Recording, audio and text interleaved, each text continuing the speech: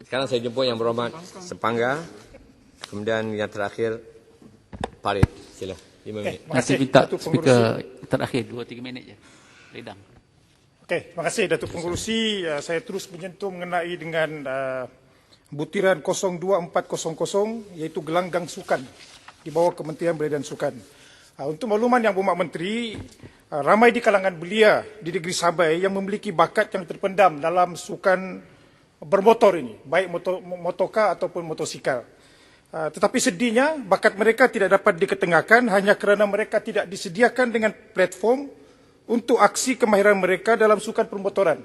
Dan kalau saya boleh rujuk kepada dialog belia bersama dengan Yang Berhormat Menteri daripada MUA, daripada Sabah pada masa itu, ada diutarakan tentang masalah ketiadaan fasiliti sukan permotoran di Sabah, dan saya difahamkan di Sarawak juga tiada. So bayangkan dua negeri yang terpisah dengan tanah semenanjung ini, langsung tidak ada fasiliti sukan permotoran di dua negeri ini. Jadi saya minta agar Yang Berhormat Menteri atau melalui Kementerian Belia dan Sukan dapat mempertimbangkan fasiliti sukan seumpama ini agar ianya bermanfaat untuk anak-anak muda kita, khususnya dalam musim pandemik COVID ini. Sukan permotoran merupakan sukan yang saya rasa boleh dianjurkan kerana ada SOP-SOP yang saya rasa boleh menepati SOP untuk mengelak penularan COVID. Dan mengenai dengan butiran 00601, naik taraf kompleks belia dan sukan di negeri-negeri. November tahun lepas, Kerajaan Negeri Sabah menerusi Lembaga Sukan Negeri Sabah telah memperkenalkan sistem e-booking yang membolehkan pengguna kompleks sukan membuat tempahan gelanggang serta peralatan sukan hanya melalui aplikasi yang diberi nama GoNet. Penggunaan e-booking tersebut dilihat sebagai medium terbaik buat anak-anak muda di negeri Sabah untuk membuat tempahan gelanggang serta peralatan sukan tanpa melibatkan sebarang interaksi fizikal di kaunter yang boleh merisikokan mereka. Seperti yang diharap oleh Menteri Belia dan Sukan Sabah sebelum ini, sistem e-booking ini akan diperluaskan penggunaannya di kesemua 15 kompleks sukan di Sabah sekiranya Kerajaan Negeri Sabah masih mentadbir pada masa itu. Berkenaan hal ini, saya minta Yang Berhormat Menteri jelaskan pertama, dengan peruntukan sebanyak 27.89 juta ringgit bagi putaran ini, adakah kementerian berhasrat untuk memberi monetary support dengan izin bagi meluaskan penggunaan sistem e-booking di negeri Sabah di kesemua kompleks belia dan sukan, termasuklah gelanggang-gelanggang takraw dan futsal milik Kerajaan Persekutuan maupun Kerajaan Negeri.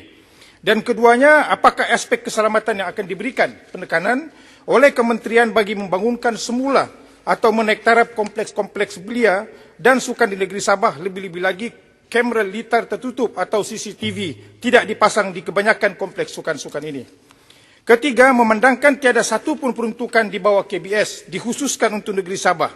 Saya ingin bertanya, berapakah anggaran peruntukan yang akan dihaskan untuk menaik taraf setiap satu kompleks belia dan sukan di Sabah, terutamanya yang terletak berdekatan dengan kawasan luar bandar.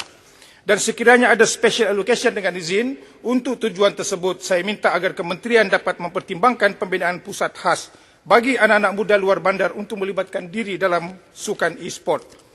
Seperti Yang Berhormat Menteri sedia maklum, penglibatan dalam e-sport memerlukan perbelanjaan yang tinggi.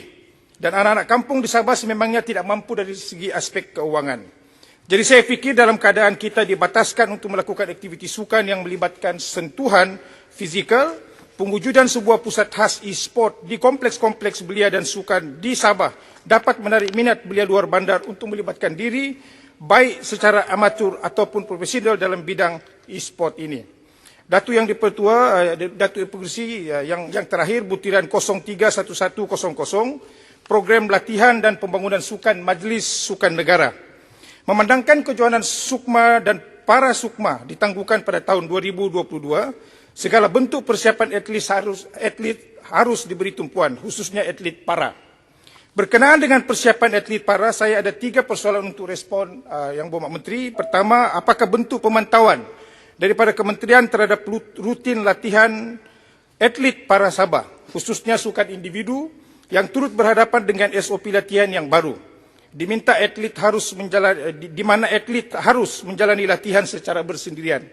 Kedua, adakah kementerian menerusi Majlis Sukan Negara dan Majlis Sukan Negeri Sabah akan mewujudkan sistem interaksi latihan sukan secara digital ataupun e-training yang membolehkan pengendalian latihan harian antara jurulatih dan atlet para dapat dilakukan menerusi aplikasi digital yang mengandungi modul latihan mengikut jenis sukan.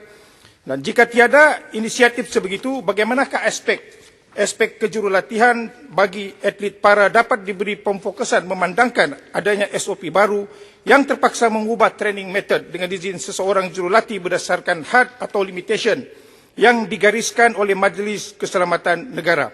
Dan yang terakhir, yang ketiga, dengan masalah-masalah seperti logistik serta kekangan pergerakan disebabkan oleh PKPB dan PKPD yang mungkin akan dikuatkuasakan semula bila-bila masa pada tahun hadapan, adakah KBS mempunyai perancangan untuk mewujudkan pusat latihan khas di kompleks sukan yang berdekatan dengan atlet para yang terpilih untuk mewakili Sabah dalam Sukma 2022, khususnya mereka yang tinggal di luar bandar? Sekian, Datuk Muzi. Terima kasih.